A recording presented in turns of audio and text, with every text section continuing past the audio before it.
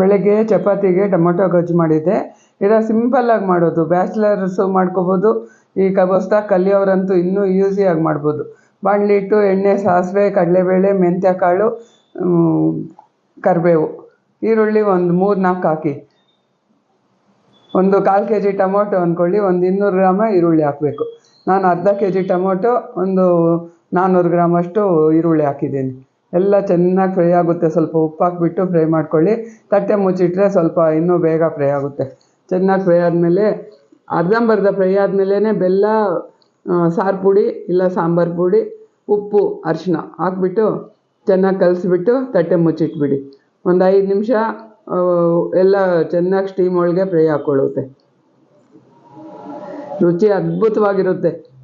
ಸಾರು ಪುಡಿ ಹಾಕಿದ್ದಕ್ಕೆ ನಾನು ಧನಿಯಾ ಪುಡಿ ಹಾಕಿಲ್ಲ. ಇದಕ್ಕೆ ಹಸಿಮೆಣ್ಸಿನ್ಕಾಯಿ ಹಾಕಿದರೆ ಧನಿಯಾ ಪುಡಿನೂ ಹಾಕ್ಕೋಬೋದು, ಚೆನ್ನಾಗಿರುತ್ತೆ. ನಾನು ಚಪಾತಿಗೆ ಮಾಡಿದ್ದೀನಿ. ಒಂದು ಚಪಾತಿ ಎಷ್ಟೋ ಅಷ್ಟು ಪಲ್ಯ ಹಾಕ್ಕೊಂಡು ತಿನ್ಬೋದು ನೋಡಿ, ಅಷ್ಟು ಚೆನ್ನಾಗಿರುತ್ತೆ.